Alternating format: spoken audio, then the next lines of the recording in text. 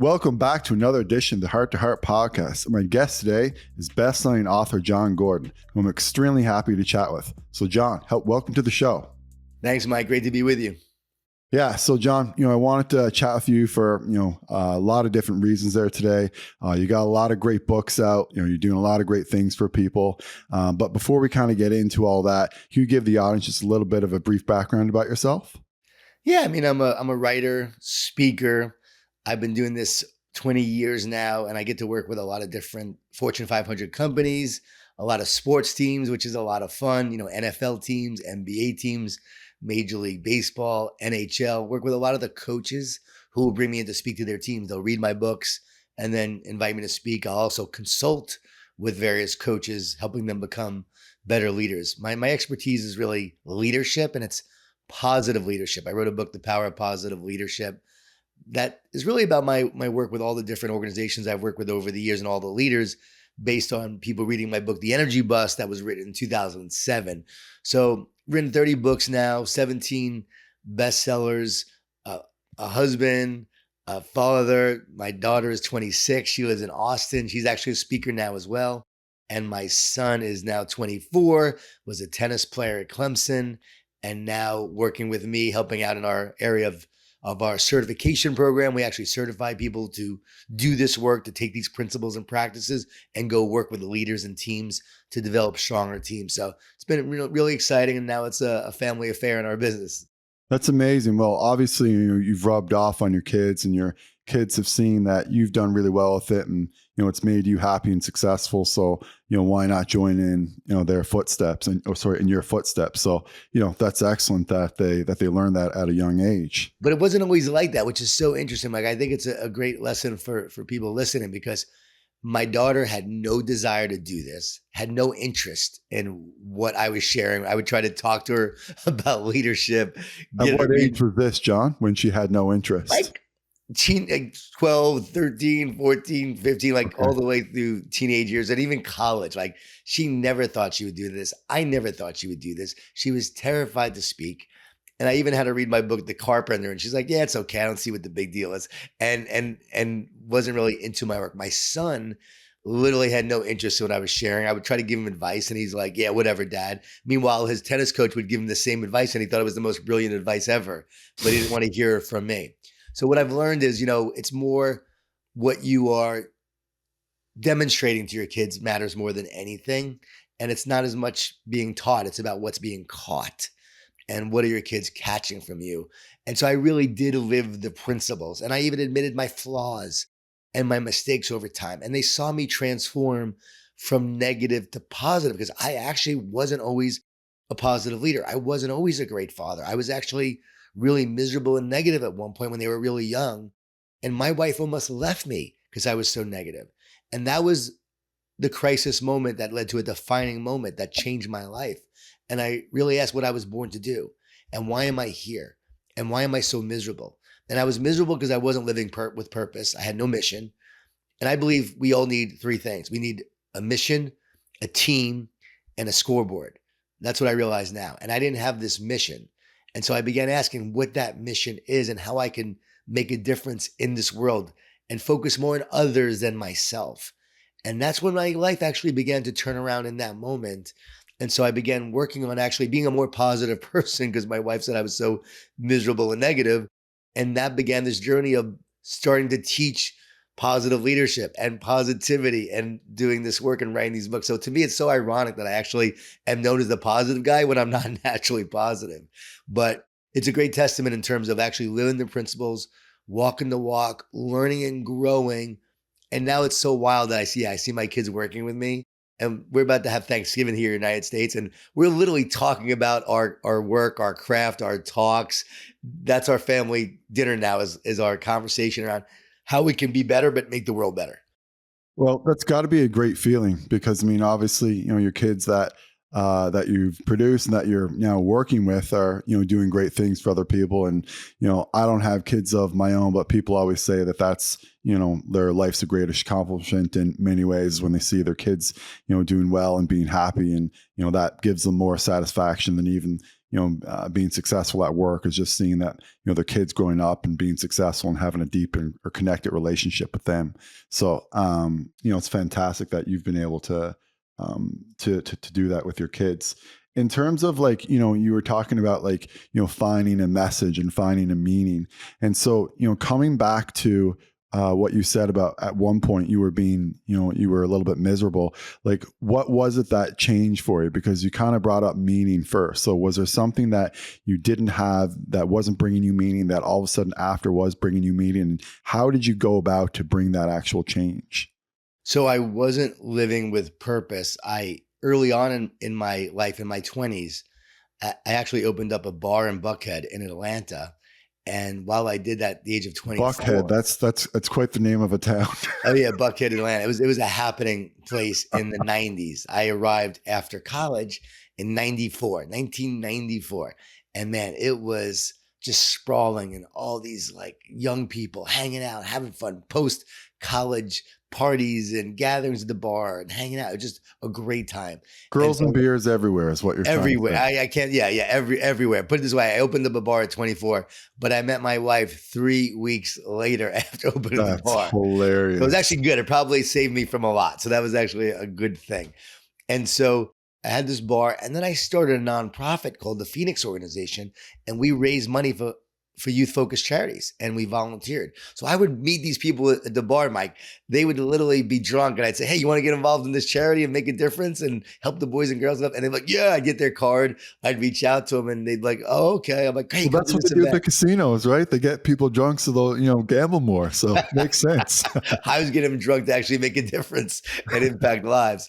And so I was doing that, and I really loved that time. Then I began chasing the money and success in my late 20s, where I went to go work for a .com. And this was the technology bubble that was happening. Eventually it was burst, but it was like this whole new era of bringing wireless data to phones. And I was part of that and part of a company that was doing that at the ground floor, pioneering this. And it was a blast. But at the same time, it was all about my 100,000 shares that I had, and I was going to get rich. And then the bubble burst. We had the crash. Everyone went under. Eventually, I lost my job, and we had just moved to Jacksonville from Atlanta. And now I'm like, how am I going to pay the bills?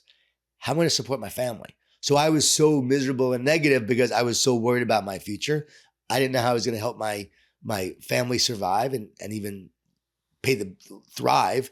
And then a big part of also was, how am I going to be a success? Because I felt like such a failure.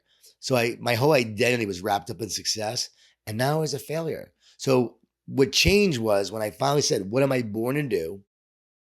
Writing and speaking came to me in that moment. I'll never forget. It was literally like a prayer. And I wasn't a praying person, but it was a prayer. And boom, it hit me like a lightning strike. Like, okay, you're going to write and speak. What about? I didn't know. But I now had a mission. I'm going to write and speak. And now I got to find a way to support myself and my family. So I opened up a Moe's Southwest Grill burrito place. I second mortgaged my home, $20,000 on credit cards, and literally put that into a Moe's Southwest Grill franchise because I had been in the restaurant business when I was 24. And my goal was to make that successful enough that I would then be able to write and speak. But man, it takes time to make a restaurant successful. And we were almost bankrupt several times. And we were hanging by a thread. But at least at that moment, I had my mission. I knew what I was working towards. So now I'm pursuing it. And yes, I'm fearful of going under. Yes, I'm fearful of losing everything. But now I'm working towards something. So I knew my mission, and now I had to somehow make it work. And also it was about survival. Eventually made the most successful, thank God. I mean, I look back, it was a miracle what happened, like true miracle. And somehow money just kept showing up. Somehow friends who owed me money just paid me. Money I forgot about. That carried us over for a month, then another month. Then another company in the technology space wanted me to teach them about wireless technology. I said, well, I don't really know how the technology works. They said, just help us sell it. Help us sell the development of it to companies. I said, oh, I could do that. So for 13 weeks, I just consulted with them and they paid me a good chunk of money. That carried us until the Moe's made our first profit. Literally, as the last dime was running out of our bank account, we made our first profit, like divine moment. And I felt like, okay, I am here to do this work and make a difference. I also began working on my positivity. So this was during the emerging field of positive psychology. And during that time, we were just getting new research coming out from Martin Seligman and others.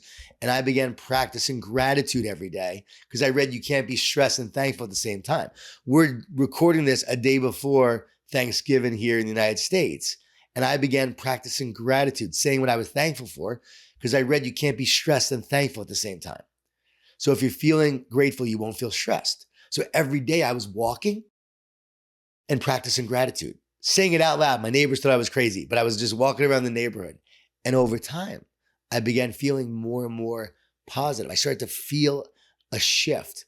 And then I began writing about what I was doing and began a weekly positive tip. This was 2002. And now I'm writing a weekly positive tip and I'm emailing it out. It was one of the first email newsletters of its kind. Now everyone has an email what newsletter. was the tip? What was the tip? Yeah.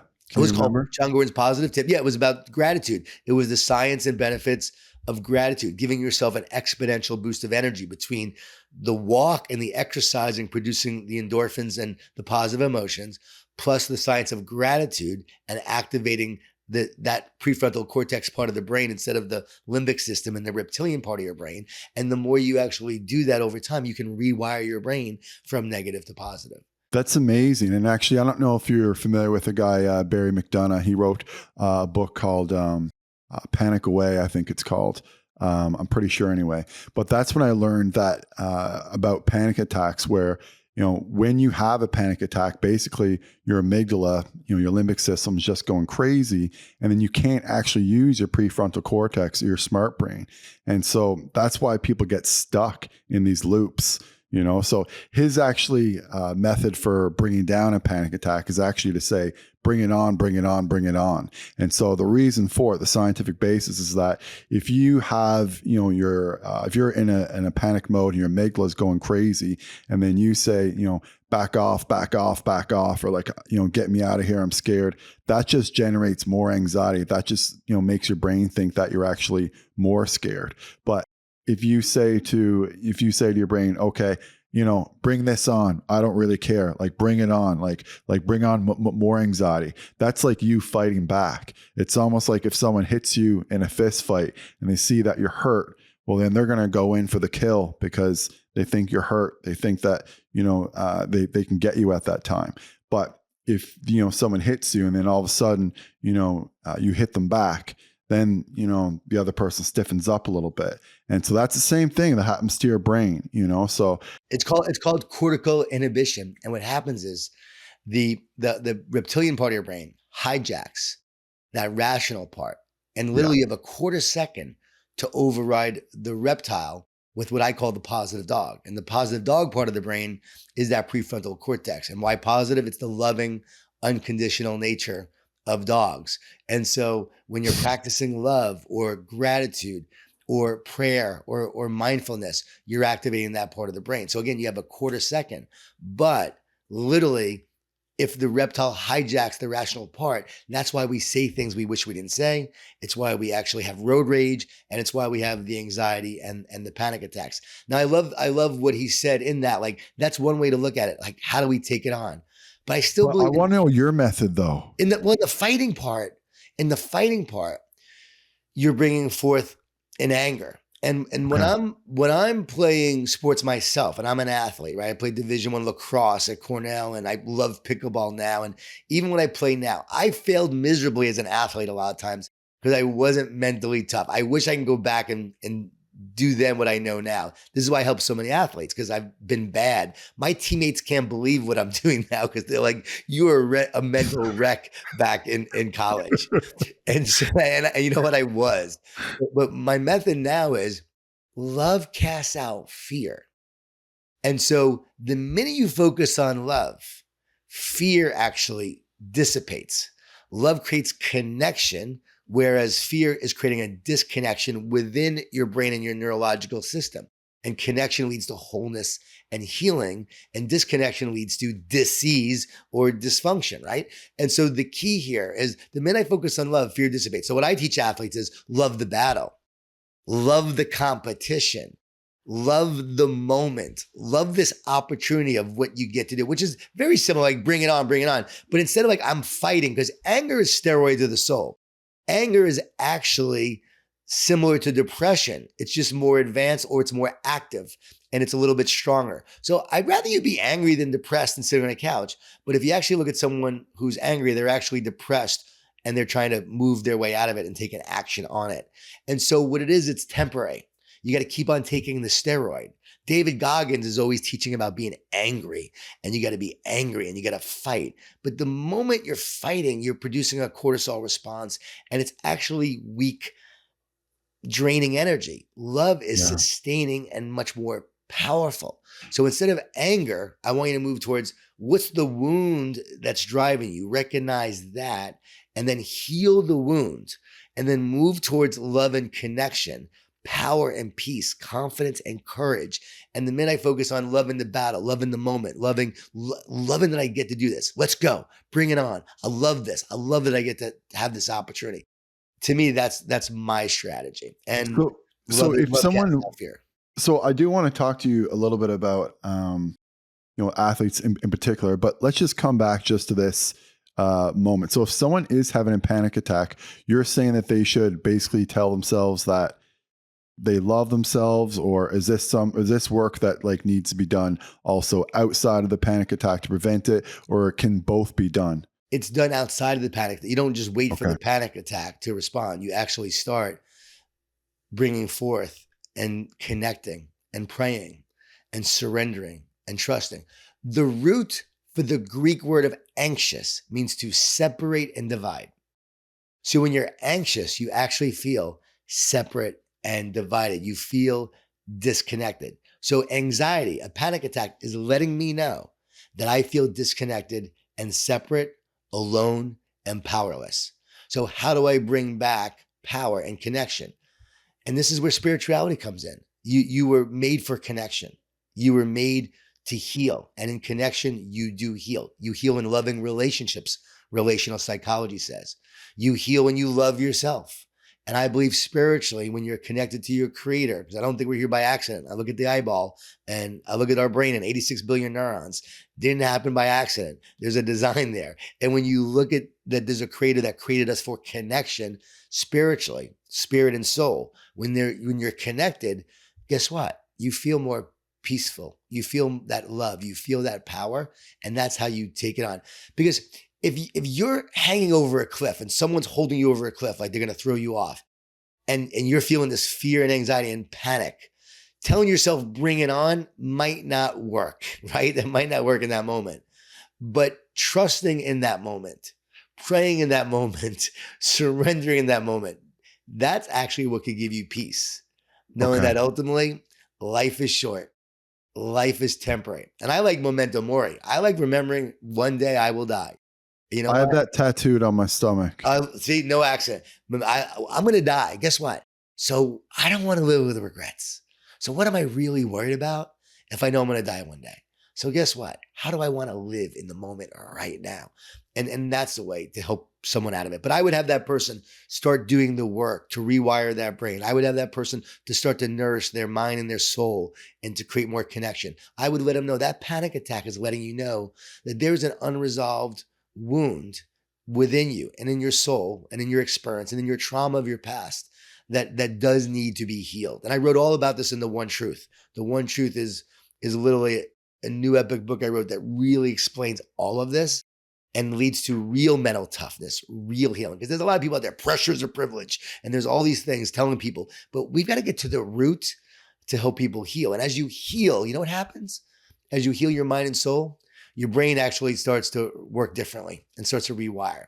You start to feel differently. Your mood changes. You feel whole and healthy and courageous. Everything changes. So remember these C's, right? Love creates connection. The more connection you have more clarity. So when you're living a connected life, which is the zone, when you're in the zone, man, everything is so clear. And then when you have clarity, what does that do? Clarity breeds confidence.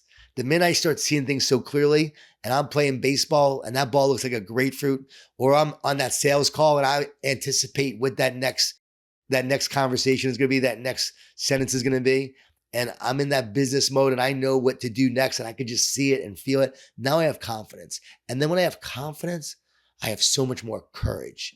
And now I'm going after it. So it's those C's that result from love. It all comes down to fear and love ultimately. Yeah, I love what you just said about that. And I got to bring up Ryan Holiday here. He got a book, Stillness is the Key. I've actually read like all of Ryan's books. Him and Jordan Peterson are probably the two people where like, if they put out a book, I usually get it right away. So I just got We Who Wrestle with God. I haven't gone through it yet. But, just coming down to one of his books and why I wanted to bring him up. So he was talking about Michael Jordan and he was talking about Tom Brady. And, people always say Michael Jordan's angry and that's why he was able to win so many championships. And then he was going through Tom Brady and saying that like Tom Brady actually doesn't come across as an angry guy at all. I mean, he did that. I didn't see it, but everyone says it's hilarious, that roast that he did. Like he's a pretty like chill guy for the most part. You know what I mean? From what I understand, obviously I've never met him in my life. But he said that, maybe anger did serve Jordan in some ways. Maybe he didn't. Maybe you think that, he wasn't as angry as people, say he was, but also too, like he did have to take that 2-year break where he was more or less just like burnt out. Like that would be super odd if like, Michael Jordan or Kevin Durant all of a sudden just, took a 2-year break. I think we'd all find that a little bit weird.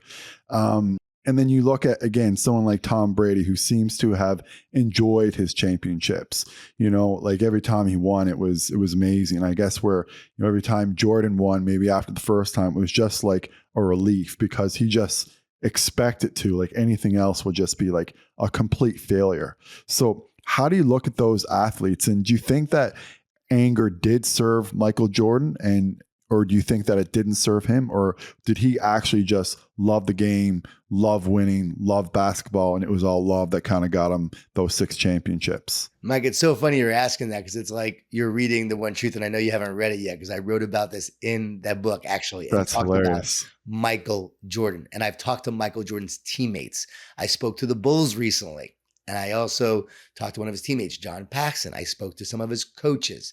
And I had this theory on Michael. Everyone always said it was anger. It was fear that drove him, that made him great. He hated to lose, but hate will never make you great. There has to be something greater, something more powerful. And I found it. It was love. He loved competing. He loved the competition and he loved the battle. So when he was playing, he wasn't thinking about failing. He wasn't worried about making a mistake. He was so focused on destroying you and loving beating you. Like he really loved to humiliate you and beat you. That was his singular focus in that moment. So very present, very focused, and a warrior mindset. Tom Brady, same thing. Tom Brady's chill and a nice guy. He's like a Samoan almost. Samoans are like the nicest people, but you get them on the field and they are warriors. Well, Tom Brady, same way. On that field, man, he's a killer. He's a killer in the heat of competition. He will take you out, whatever it takes. And so he had a killer warrior mindset, loving playing, loving the competition, loving the battle as well, and loving to win. And I also believe both also had a chip on their shoulder. I actually created a formula for grit. And part of that formula is definitely, it's revived by stubbornness. And it's also kept alive by resilience. And if we're honest, it includes a little fear of failure, not the big fear. The big fear paralyzes, but that little fear that says, maybe I don't have it today. That little fear that prepares you a little more, that gives you an edge and a desire to prove oneself. You've got that desire. You want to be great. You want to prove yourself. I have it. When I speak, I'm aware of my own flaws, my own challenges. And I know one of my flaws. Yeah, I want to prove myself because so much of my life growing up and being an athlete and having to compete for everything, I had to win that approval. I always had to prove myself on the field. And to this day, I have it. But it prepared me for that. Now, if you don't address it, if you don't address the wound, it will become your constraint. And eventually it will destroy you and bring you down. It's called constraint theory. So you have to address it. A lot of time, what makes you good doesn't make you great, or what makes you great doesn't allow you to continue to be great, because eventually you'll self-sabotage. Eventually you'll come to the end of yourself. Yeah. and your success. So eventually it will cause you to crumble if you don't heal it. But I do believe, yeah, wounds do serve us. There is a dark side of greatness. There's a drive to be great, and it can be unhealthy. And so often guys who are driven by that, or females that are driven by that, what happens is if it drives you too much to that point, yeah, it makes you successful, but it also makes you miserable and also can ruin your life. So it's being aware of that, understanding. But what happens is when you try to help these people change, they're like, yeah, but this served me. But this is my fuel. Exactly. Like And, and, some and, people and I are don't literally know any afraid to do psychedelics because right. they're afraid that they're going to feel so much love that they're not going to have the anger anymore that drives them. I So don't know what what do you else say? to What do do. you say Right. to those people? I would say, yeah, they don't know. They won't know what else to do because this is what served me for so long. And this is all I know. And what I would say to those people, it's the same thing with love as a strategy. It's knowing that when you give it a chance and you go through the replacement, at first it may feel awkward, it may feel strange, just like anything, but you will find a greater power source, a greater strength, and you will find healthy ambition, healthy ambition. And let's go back to Ryan Holiday. You talked about Ryan. I always give him a little bit of a hard time because he says ego is the enemy. And I Yeah. say ego is not the enemy. He doesn't even know what where the ego is or where it comes from. I ask people all the time, where does ego come from? Why do you even have an ego? You know why you even have an ego? Let's go to another level, Mike. You have an ego because you have a soul. Your soul is your unique spiritual expression of you. It's your sense of self. And if you didn't have a soul, you wouldn't have a sense of self. So you have an ego because you have a sense of self. The ego is meant to serve a bigger cause and a bigger mission. And when it does, it's very healthy. So ego is actually healthy. And ego literally is part of connection. When you are connected to your creator, when you're connected to others, a bigger mission, the ego serves the bigger mission. When there's separation and you feel disconnected, the ego arises because you feel powerless, because you're separate. And because you feel powerless, the ego arises and it has to give you a sense of power. So now I have to feel this power and strength because I actually feel so weak. But it's false power because it's connected to self and not something greater, not a vision, not a mission, not other people, not spiritually. And because you feel this disconnected, you actually have a false sense of this power. And that is the unhealthy ego because it's turned inward and it's focused on you, not the mission. So ego is not the enemy. It's actually the separation that gives rise to the ego that is the enemy. Does that make sense? It does. So in any sense, you can have a big ego that essentially serves people, and then you can have a big ego that destroys you or destroys other people. Is that correct? The most successful people in the world, the greatest athletes in the world, the greatest coaches, I know them all. They all have egos. They want to be great. Would you say that Ryan Holiday has an ego, considering he's written 11 books in like 11 years or whatever it is? I Oh mean, yeah, something's got to drive him. Ryan's definitely got an ego. And guess what? So do I. And we have to understand that. So I'll never look at someone else without looking at myself. And it's not a bad thing that he has an ego. And I have an ego. He has an ego. Others have an ego. But you know what that means? Our ego must be subservient to a bigger cause and a bigger mission. So when you lose your ego in the service of others and the service of that mission, you find the greatness within you, like true greatness. So yeah, big ego, but And that comes down to your clarity and confidence and courage, when you're in that kind of state. And even, it would encourage more flow states, I would argue too.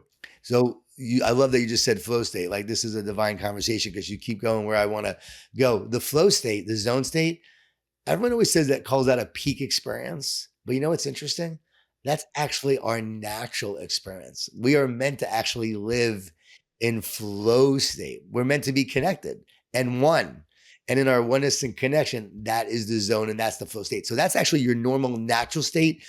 Being disconnected is your unnatural state, but we live most of our life disconnected and we think that's normal.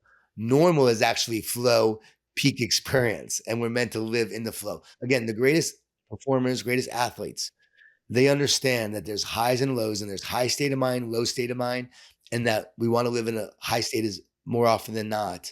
We're going to have low states. It's a roller coaster, but recognizing that your natural state is the flow state actually gets you more into a flow state more often. And going back, I just want to touch on that ego one last thing. Yeah. Big egos everyone has it who wants to be great, but they find a way, and deep down they have the humility to know that there's something greater than them, that this world goes on without them, that they are temporary, that we are all temporary, and that serving others and helping others and a bigger mission and bigger cause is greater and bigger than you. So there's a humility there that I believe can coincide with an ego, right? That's You have an yeah. ego, but you also have humility. Because Tony, I forget the exact quote that Tony Robbins has, but he says something like, success when you have unhappiness is like the biggest failure. And Mhm. so it's definitely different than that quote. I definitely botched it, but it's something like that.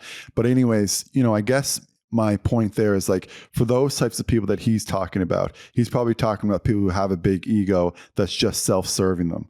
Whereas if you are successful and you feel like you've served others and you feel like you're doing great work for others, then you're successful and you're also helping others with your big ego. So it feels good overall. You don't feel unhappy. You feel, you feel like you're doing work with others. You feel like you're connected. You feel clarity. You feel confidence. You feel the courage to keep going because you know that you're doing good for others. Yeah. And you know you're on a mission. And again, it's that connection. When I'm connected to others, I'm going to feel more whole and I'm going to feel more peaceful. I'm going to feel more power when I feel connected spiritually. Again, Namaste says the spirit in me recognizes the spirit in you. So this is not about religion, right? The spirit in me recognizes the spirit in you. As our spirits become one and we become connected, healing begins to take place. When you and I are having a meaningful conversation like we are right now, research from HeartMath shows that there's actually an entrainment, a synchronization of our hearts, two I hearts. just did 8 minutes of heart rate variability training with the HeartMath Yeah. app before we So got on this conversation. I went to visit HeartMath literally in the Santa Cruz Mountains all the way back in 2003, 2004, when I was beginning my journey towards wholeness and healing. And Doc Childre and I met in the mountains in the darkness. He would not meet with me in the light because he didn't want judgment of visuals and what we looked like to get in the way. So we meet in the dark and our hearts begin to connect, and he wanted that experience. So I began researching HeartMath all the way back then. And yeah, they are light years of anyone on the planet in terms of this research and understanding. They're the ones who actually talked about cortical inhibition. That's where I learned the research on that. And it also, I should say, synchronizes, which is probably the right word, with the work that I teach in the One Truth, because it shows that the key is connection. You probably know the research in HeartMath that our consciousness. I think actually people would probably love to know, how they could potentially utilize HeartMath. Again, I'm not affiliate with the company anyway. If you Me are, neither. fantastic. But I think people, listening are probably like, hey, I want to, try this thing out too. So how would people go about, or maybe we should back up and just explain what heart rate variability is and then why it's important to improve it or what benefits you could get while improving it. Well, you could talk about heart rate variability. You're the expert on that and Sure. that from a doctor's standpoint. But from my standpoint, when you look at HeartMath, the key is breathing and appreciation. It's very simple. So for the average person, you don't need to know scientific terms or anything like that. You just need to understand that when you breathe in a rhythmic breathing and you appreciate and you have gratitude, what happens is your heart actually starts to create more coherence. And your heart is 5,000 times more powerful than your brain. And every cell in the body beats to the frequency of the heart. So when you have a feeling in your heart, it goes to every cell in the body and then outward up to 5 to 10 feet away. So you're literally broadcasting how you feel and how you think on a daily basis. So as you do this breathing and you create more coherence through appreciation and breathing, you're actually creating more health and connection within your body and in your brain, more alignment between your brain and your heart by doing this exercise. And that creates more flow. It gets you into the flow zone state because you're creating connection. So it's a really powerful tool to live your life with more confidence, to also reduce stress and anxiety and worry. It's more powerful than meditation because meditation, a lot of times, is just focusing on the brain and thoughts. But if you're trying to calm your brain down while your heart is racing, it doesn't work. It starts in the heart. Right, Hart? Right, Mike Hart? Right? You know that. It starts in the heart. The heart is where it's at. The heart is your power center. And they actually have done research with heart math where they actually showed people images on a computer. And as they're watching these images come up on a computer, every second, every 5 seconds, they would have like horrific images, pleasant images. The heart literally started to beat very fast. The body started to perspire a little more as the horrific image was coming up to be shown. So what does that mean? The heart actually was a window to consciousness and knew what images were coming before the brain even detected. That goes to the holographic universe that we live in a projected reality. So maybe things are being projected and they're happening in the spiritual realm a few seconds before we actually experience it in this realm. And the heart math is actually showing that we are picking up on things before then. That's why we have the sixth sense. It's why we have intuition. I'm convinced it's why baseball batters will know the next pitch that's coming. Sometimes we anticipate what so-and-so is going to say. And in those moments of miraculous divine intervention, somehow, some way, we hear turn and we avoid the accident that was going to come our way. Yeah, no, for sure. And like even sometimes you feel something is not right, even though you're not even in the situation. Like you may feel like, you know what, just need to check on someone right now. I just don't feel like, you know, they may be in a good place right now. I haven't checked on them in a bit. Like there's something that just randomly came up. I love though how you said like, you know, and I don't want to, you know, veer off too much here, but like I like how you said that like the spiritual picks up on it before we do, you know, because there is something like that, you know, like Stephen Pressfield always talks about the muse, and like, you know, Joe Rogan always talks about like, where do our thoughts come from? Like, where's that? Like, I get it, but like, where's the initial signal? Like when I have like a new joke or a new idea that's like never, you know, been told before, like, where am I picking that up? Like, where is that coming from? And, you know, obviously it's something that we still need to, you know, tease out in science, but, I love it. Like I love this conversation. I love that, you know, that we're talking about, you know, potentially the spirit, you know, picks up on something before we do, because we do have this sense that we just absolutely can't explain, you know, and, Yeah. yeah, you want to say It's not something coming. there? It's not coming from our brain. I Yeah. know this. The brain is an antenna. It is That's what he says too. And I mean, it is the hardware. And I wrote about this in The One Truth. 86 billion neurons in our brain. These neurons have transmitters and receivers, and we're tuning into frequencies, a positive frequency and a negative frequency. Those are the two main frequencies. That's why everything in this world comes down to positive and negative. So what happens is I ask people all the time, do your negative thoughts come from you? And they go, yeah, they're in my head. But here's the next question, Mike. If you believe your negative thoughts come from you, who would ever choose to have a negative thought? Would you choose one? And they're like, no, I wouldn't. Exactly. Who would choose a thought that says, I don't have it today? The future's hopeless. You're going to fail miserably. This isn't going to work out. You should give up. Those thoughts have come in. You know it. I've experienced them. You should give up. You would never choose that thought. So it comes in and then we believe it. We reinforce it. Then we speak it out loud. And then we feel guilt and shame for the thoughts in our head. So we actually start to get beat by our thoughts. And you're not the thoughts that you think. You're the thoughts you believe. It's really important. You're the thoughts you believe, because those thoughts are always coming in. And why is overthinking always associated with negative thoughts? How come we never say I have too many positive thoughts? Man, I have too much gratitude today. Man, I am just too positive. I am just feeling too awesome today. We never have that. It's always the negative thoughts racing that keep us up at night. Those thoughts create clutter. Clutter lowers our state of mind. Clarity, less thought, raises our state of mind. That's why stillness is very important. Going back to Orion Holiday, right? Stillness is essential. That's why prayer is essential. It gets you to a higher frequency. So the more you're about this higher frequency, you have a higher level of a state of mind versus a lower state of mind. Positive thoughts uplift your state of mind. Negative thoughts lower your state of mind. Fear lowers your state of mind and creates all this clutter and worry, whereas love creates more clarity and a higher state of mind. And more openness as well. More openness. So it makes so much sense when you understand the brain's an antenna, positive on one side, negative on another, love on the other, fear on the other.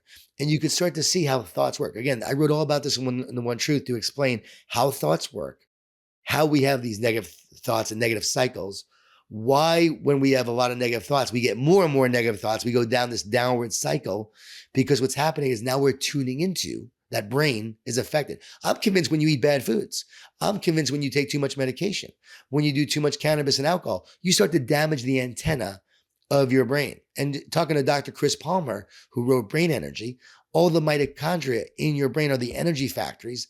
That's the foundation architecture, infrastructure that creates the antenna of your brain. When you damage the antenna, you start to tune into lower frequencies. And that's why you have more negative thoughts. That's why people who have traumatic brain injuries have a ton of negative thoughts. No one yet has made the connection between brain health and thought. Why do we have, again, a healthy brain leads to more positive thoughts? Why does damage to our brain lead to more negative thoughts or a negative mood? You have to understand the correlation. Once you realize the brain's an antenna and you damage the antenna and tune into various thoughts, then it makes so much more sense why we have to have brain health. So basically, what you're really saying here with regards to like the antenna and kind of spiritual health and picking things up, you're saying that the more you damage your body through, drugs, alcohol, poor food, poor sleep, artificial blue light, all these kinds of things, the less that antenna is going to be able to pick up those thoughts, the less you're going to be able to feel connected and all that. I will say, you did mention cannabis there. I do think that there are some medical applications of cannabis, particularly with, CBD oil, that can be effective. It's not even psychoactive.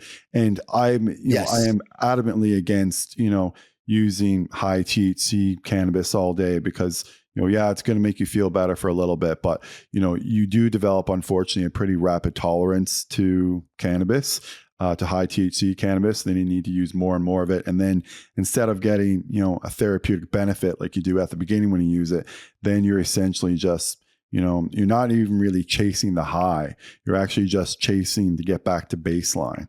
And so, from that point, you definitely want to stick more to CBD oil and then, just use THC with a combination of CBD in a low dose at night, to help you sleep is, essentially the best way to try to get on it. But I've talked about cannabis on this show a million times before, so we're not going to get into too much more. I'm glad you did. And again, I don't have a lot to say on it. The only thing I can say, and I know this, is that so often we're looking for relief and what we really want is restoration. And I love that. Yeah. And no alcohol, again, no matter how natural cannabis. And again, I'm not against it. I'm against what it may be laced with and the artificial substances. For sure. And perhaps the ingredients that are in it that could be affecting the brain. Because I think probably a natural, the natural use of it, again, probably has, as you would say, there's some definite beneficial properties depending on different scenarios and situations. And the same thing, I'm, looking at psychedelics also in terms of creating more connection in the brain. If you look at what psychedelics do with people who have PTSD, you'll find that actually it lights up different areas of the brain and starts to create a connection. And as it does, that's why you start to experience more of that love from going through it. Again, other people have had some negative experiences, so it's not like everybody should do it. You gotta look at it. But I am very intrigued by it and really looking into it because I've had and talked to too many people where, man, they have a life-changing experience that allowed the connection to take place. Now, I believe spiritually you can create that same connection. I believe doing the work of meditation and prayer on a daily basis within 30 days, within a year, could literally change your brain. And that's what I did. I was depressed. I was down. I was negative when my wife almost left me. Those gratitude walks turned into walks of prayer. And I can tell you that I am a different man, a different being than I was then. Completely different by doing this. And I've never smoked pot in my life and I've never done psychedelics, but I've experienced healing from the trauma and the experiences I've had. And that's what people are looking for. They've had trauma, which creates a neurological separation. And as they do different things, they're trying to either numb, right? They're either trying to numb how they feel or make themselves feel better from how they feel. And the long-term answer, the long-term key, I'm convinced, is prayer. It is mindfulness. It is meditation. It is heart math, and doing that on a daily basis, which over time creates the healing. And spiritually, just real quick, it all goes down to, interestingly enough, scripture. There's Romans 8:5-6 says, A mind governed by the flesh leads to death. A mind governed by the spirit leads to life and peace. So it really comes down to like, what are you tuning into every day will determine the course of your life. And tuning into that higher frequency of that love and spirit, it does transform you and it renews your mind rather than tuning into fear and greed and power and things of this world every day. Yeah. And I do think that we all have like an inner spirit, like you said, and that inner spirit is absolutely capable of healing us. And I will say that even, someone who I consider to be like the godfather of kind of psychedelics, and I've met him a million times and, we've chatted so much. He meditates 3 times a day. And, that's where he says like he does a ton of breath work. And that's where he says he gets, a lot of his benefit. And just coming back to the psychedelics, the people who do have success with it, they do pre and post integration. They don't just, randomly do it. And so, that's the way to do it. I do have just a couple more questions there for you. So I just think some people really want to maybe get to the, just logistics and practicality of like how to, use heart math or gratitude journaling, that kind of thing. So for a while I would do, my 3 things that I would do would be the heart rate variability, which I got out of, unfortunately, but I'm back into now. I'd read Ryan Holiday's, The Daily Stoic. And then I'd also do the 5-minute journal, but, and that didn't take too long, but still can be, a little bit cumbersome. But what I found is that, like when I'm doing my breathing, that's when I can do my gratitude. If I want to do prayer during that, you can do it then too. Like in terms of what you do, in terms of, expressing gratitude, like what is your actual daily practice? Yeah. And what would be, again, I don't want to, get this into like a big biohacking conversation kind of thing. But if somebody wanted to, do it in a practical point of view, they only have 10, 15 minutes in the morning, like what would you recommend? Well, first I have to say, when you said reintegration of the brain, by the way, integrity comes from the word integer, which means whole and complete. So the whole point of brain health and soul health is integrity, integration. And the word shalom actually means wholeness. It means completeness and it means integrity.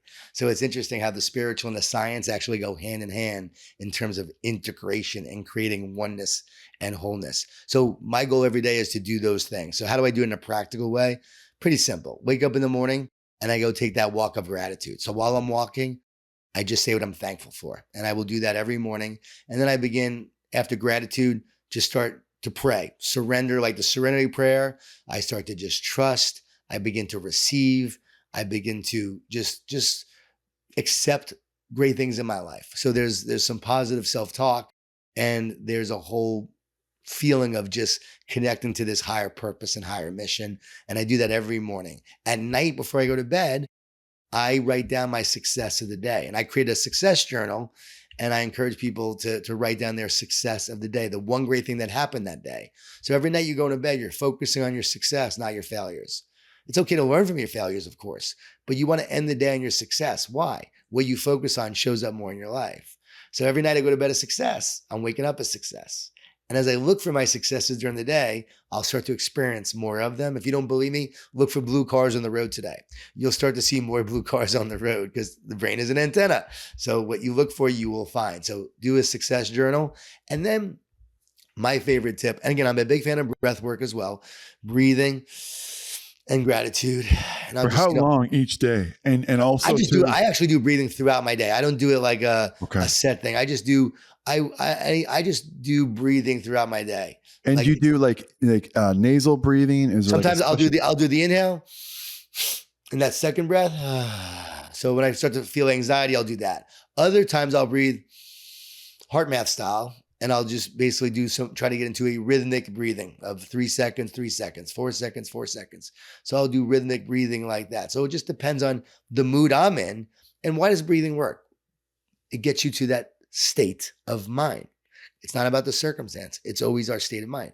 Why does mindfulness and meditation work? It lowers the amount of thoughts that we have in our brain, creating less clutter. So everything comes down to understanding how clutter works, high state of mind and low state of mind. So that's a big part of it too, is the breathing. Love breath work. Big big prayer. I used to be a big meditator. Now for me, it's prayer. And then what I really also focus on is not listening when those negative thoughts come in. Instead of listening to myself, I talk to myself. So I use words of life, words of encouragement. So I'm always talking to myself instead of listening. And that's a big part of my routine. Whenever I'm speaking or in a high pressure situation, big moment on stage or whatever, it's talking to yourself instead of listening to yourself. So And can you I maybe find give that us an really helpful. example though of how, like, if it's not too personal, like Yeah. a negative thought that came in, and then an example of that, and then what you did to counteract it and what you said to yourself? Yeah. Negative thoughts are always coming in. So it's like, I'll be on stage and this one negative thought came in. Like, remember that woman 2 years ago who wrote that survey and said she didn't like your talk? Literally, that came in as I'm about to speak to 1,000 people. I'm like, are you kidding me? Would I have ever thought of that? It was wild that it just boom popped in. And so in that moment, it was like, no, just make a difference in the audience today. Don't worry about what people think. Just make an impact. Just make a difference. And I'll say that. Or sometimes if I'm in that warrior mode, let's go. You didn't come here to be average. You didn't come here to be average. Let's go. No regrets. Be great. Again, different words for different states that I'm in. So sometimes I'm in the warrior mode. Sometimes I'm in, God, I trust in you. Use me to make a difference today, God. Help me to impact the people that are here. Help me to share the love in my heart and the love you have given me to them. So sometimes it's that. It just all depends. But a lot of times it's really about taking it off me and just saying, how can I make a difference in their life? So often we're worried about what people think. And I know I'm at my best when I'm not worried about what anyone thinks, when I'm really worried about, how I can, not even worried about, focused on how I can impact them and how I can make a difference. So that's like the self-talk. And for an athlete, it's like the thought comes in, what happens if I fail? What happens if you miss a shot? Let's go. Go for it. Hit your shot, do your best, and let the outcome take care of itself. So it's just different things. And I always tell people, I'm not going to give you words to say, but I'll help you find the words that are right for you, that mean something to you and that work for you, because everybody's different and not everything works for the same people all the time. So one last thing that I want to chat with you about. I know we only got a few minutes left, and I really appreciate you going over the time we had allotted here. It's been fun. So Robert Greene, he's Ryan Holiday's mentor, or was his mentor. Maybe still is in some ways. Yeah, I think he still is too.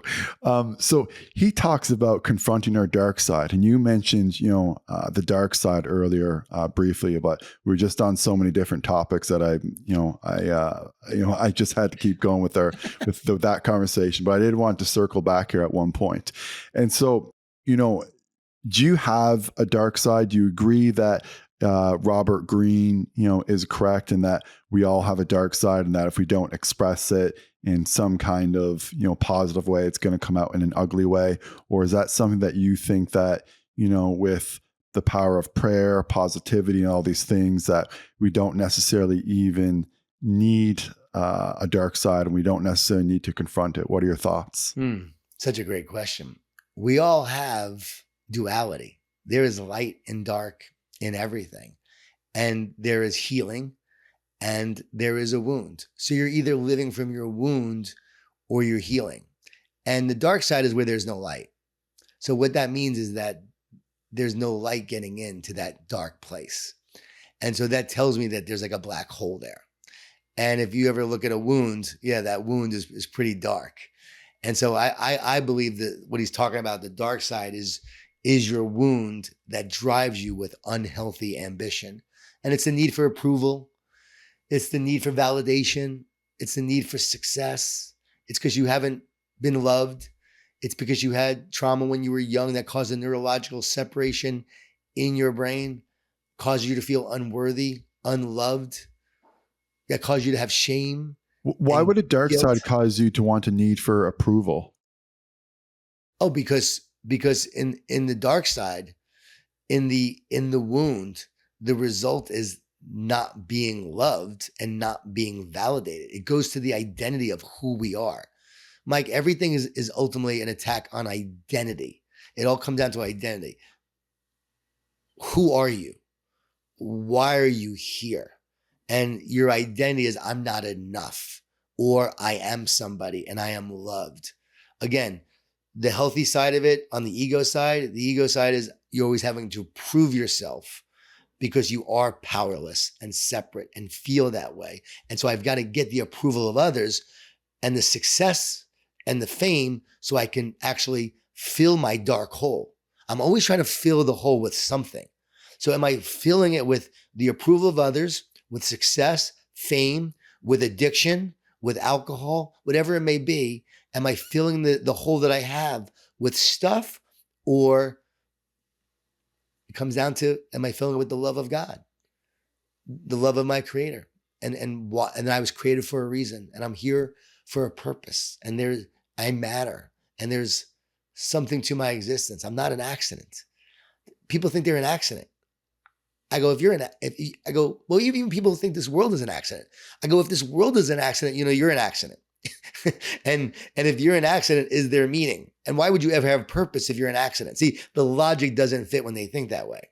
But so even if even if you feel all that, even if you feel that, I'm a miracle and all that kind of stuff, do you still feel like there is a need for every person to have some kind of dark side that they need to express? Like for me, for example, I don't think there's. So the answer is no. Like you don't think that we need a dark side. No, I don't think it's not that we need one. We have one. You have one. I don't think it's a choice. I think everyone has a dark side. So how would you express your dark side? Like how would that come out? It's where they need to let the light in. I don't think you need to express your dark side. I think your dark side is going to reveal itself in your life. I think you need to know your dark side. You need to be aware of your dark side. You need to be you need to understand the wounds that you have. Like is Tom Brady's dark side his killer instinct on the field? No, I don't think that's killer instinct on the field. I think a lot of times I do think your wounds serve a purpose. Okay. I like that because I believe in post-traumatic growth. Yes, I do think the dark side that you have actually serves a purpose in your life. Because if you didn't have this desire to prove yourself, you would never actually work hard to try to be great. So there's a dark side to success where it serves it. The problem is where it becomes a monster and takes over. But I believe the God who created us actually gave us light and dark, and he uses the dark to serve us. Let me give you an example. This just explains it all. Worthy opponents. Everyone needs worthy opponents in order to grow. My friend just wrote a book called Worthy Opponents, and he says that it's God's plan for our growth, that you always are given a rival. You're giving adversity. You're giving naysayers and people who are critics. They're your worthy opponents. They refine you, they test you, they challenge you, and ultimately they make you grow. They're part of your growth process. And if you never had the worthy opponent, you never had the dark side you have to face, you wouldn't grow into who you're meant to be. Luke Skywalker had to face all the time, right? Luke Skywalker had to face the dark side, right? To become who he was meant to be. You have to face your battles to become who you're meant to be. It's part of our curriculum in life. So yes, you need a dark side, but I don't think you need to express it. I think you need to battle it and overcome it and know that it's actually part of who you are and part of your ultimate growth. And then the whole goal of life, though, is to move from dark to light and move from fear to love. And over time, well, what you'll find is you'll see how it serves you and helps you grow.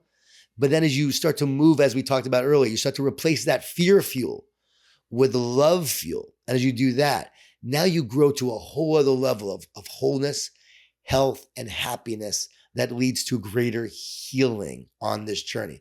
Because there's the whole Goggins approach. There's that power approach that says, go get yours, motherfucker. You got this, and you do this, and you do that. And you know what? Get to the end, and you don't need anybody, and you don't need relationships. And you know what? If you want to be successful, you shouldn't even have a family. There are people that say those kind of things. And you know what? It's just not true, because those people will be very successful and very miserable in the process. I agree 100%.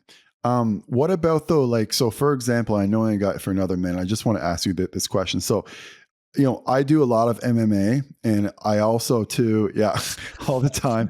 And also too, I listen to a lot of, maybe dark, rap music. Okay. Not always dark, but that's the type of music that I listen to. So for me, I kind of think like that's maybe how I express, some of my dark side in some ways. But the other thing that you're kind of concluding here is that more or less like through life, you're just going to come up through obstacles. And when you have these obstacles, you're going to have to use, a little bit of grit, a little bit of courage, and maybe a little bit of darkness. Like if someone, is fighting with fire, you got to fight with fire too, which, sometimes can be a little bit dark. And so I think that's where you're, getting where you're saying that you don't need to, necessarily, express your dark side, although maybe you do a little bit, but it will come up in life anyway. It's going to come up. I was playing pickleball the other day and I missed a shot and I said, fudge. Now I said another word I'm not going to say now, but I said it. And my teammate, he's a world lacrosse player, one of the best players in the world on Team USA, Matt Rambo. He starts laughing. I go, what's so funny? He goes, it's so funny seeing the positive guy get all pissed off. And I said, no, I'm not getting negative though. I'm getting fierce. I'm getting focused. And now we're going to finish strong. And I realized that sometimes the most positive thing you can do is turn fear into fuel, frustration into focus, and failure into finishing strong. So yeah, in that moment, man, I got fired up and I got fierce. Now, is that my dark side? Is that my warrior spirit? What is it? I don't know, whatever you want to call it. There was a warrior spirit that came in that said, let's go. But now I'm like, let's go. And I loved the competition in that moment. I wasn't like, oh man, we might lose. I don't want to lose. I'm such a failure if we lose. That's where your identity is being attacked by, if you fail, you are a failure. You're worried about what the fans think because your identity is tied to your performance and your outcome. My identity in that moment was not tied to what was going to happen, win or lose. I was tied to the battle and the competition. So again, whatever you want to call it, I was expressing the warrior, I would call it a warrior spirit, not my dark side in me. The unhealthy dark side would be like, I'm going to slam this ball down your throat and do whatever it takes to beat you, motherfucker. That would be the dark side in that moment. And I will go to my grave saying that will give you fuel in the short run. And there are times it may serve you. MMA fight, you're getting out there, it's battle, right? It's the battle in the moment. But at the same time, if you live your life fully like that, I'm not sure that's going to serve you for your life. But is it going to serve? And even then in MMA, like if you get, if like that's what happened to Jose Aldo is he came in and he wailed at Connor. Connor knew that was going to happen and he countered him. Right. Look at Chandler. Chandler, when Chandler goes in, I love Michael. He's a good friend of mine. Whenever Michael, I love him too. Yeah. Whenever he goes too wild and he starts doing haymakers. He's now fueled by it, but he's not fueling himself with that rational, loving the competition and the craft in that moment. Right. And so, but yet it's also served him well and get some big fights because it's what makes him, it's what makes him who he is. And you love him for it because he's a warrior who's put it all on the line. And I have so much respect and admiration for him and the way he fights and the way he goes after it. And guess what? We all wish we had half the courage that he has to do what he does. Right. So I know that, but he's walking in that ring, he's got to transform. There are times you literally have to transform in the moment to take on a battle. I have a friend that's a pastor. He's a big Christian too, right? Yeah. And I had a friend that, and again, I'm a follower of Jesus, but I don't consider myself like a religious person. I'm really a more spiritual person. I didn't find my faith until I was 35 years old, and I was a Buddhist and a New Ager and a seeker for years. So I've studied all religions, ultimately coming to the realization of connection and oneness. And that's what Jesus does if you really study it. So that led me, it almost was a scientific, logical fact that led me to it. And so spiritually, more spiritual. But when I look at Michael, I look at these other guys, there's still a warrior spirit within them, even though they're spiritual people and they still want to win and they're still human. And Team Tebow is a very strong Christian, but get him. I played pickleball against him. Get him on the pickleball court in the field. He wants to beat your butt and wants to win and wants to battle. And that's part of our human nature. It's part of our competitive spirit. And I believe it's actually how we're wired. We were meant to be competitive. We were meant to battle and we were meant to grow. So if you're doing MMA, it's part of it. If you're playing sports, it's part of it. It's part of your growth process in the journey of life. Well, John, I think it's pretty obvious that I've really enjoyed our conversation today. But I do want people to know where they can find you, where they can learn more about you, where they can get your books. I even want to know where I can get your books. So, tell everyone, your latest book, which one maybe they should get first, which one they should get second, your Twitter handle, anything else that you want to share. I appreciate that, Mike. I would say definitely read The One Truth. It's one of my most recent books and my most important and impactful, no doubt. As a lot of people said, it will change the way you think forever. And so check out The One Truth. And The Energy Bus is my most popular book. So The Energy Bus is a great book. And Training Camp is What the Best Do Better Than Everyone Else. That's my favorite. What the Best Do Better Than Everyone Else. And it's called Training Camp. Wrote it years ago, and that's what brought me into a lot of sports. A lot of different athletes and coaches started to read that book. Find me on X at Jon Gordon 11, Jon Gordon 11 Instagram. Also want to give everyone a free checklist. It's the 15 things you must do to create your competitive advantage. So guess what? I am a competitor and I want you to win. So even though we talked about love, I want you to win the right way. And these are the 15 things that will help you win. And just go to JG, like that's Jon Gordon, jgchecklist.com, jgchecklist.com. And that 15 things will be in that checklist. So check that out and hope to see you. If you read my books, reach out to me. Let me know you heard me on this great podcast with Mike. And Mike, I really appreciate you letting me share today. And yeah, it was a lot. It was definitely, we talked about a lot of things, but it was probably one of the coolest conversations I've had in a long time to be able to share these different thoughts and ideas. Awesome. Well, again, I really enjoyed the conversation. I think I could, talk with you for a long time. We could have easily pulled a Rogan and done this. I was just saying Rogan 3 hours. Let's go. Yeah. But unfortunately, I do have other commitments there today, but I'll have you back on the show, definitely reach out, get you back in the new year whenever you're, another new book is coming out, and I'd love to chat with you again. Thanks, Mike. Let's spar next time I see you in person. Let's spar. Let's put on the boxing gloves. Let's do some boxing gloves. Let's do it. And everyone, thank you so much for listening. I really do appreciate that. And as always, I'll be back with another episode soon.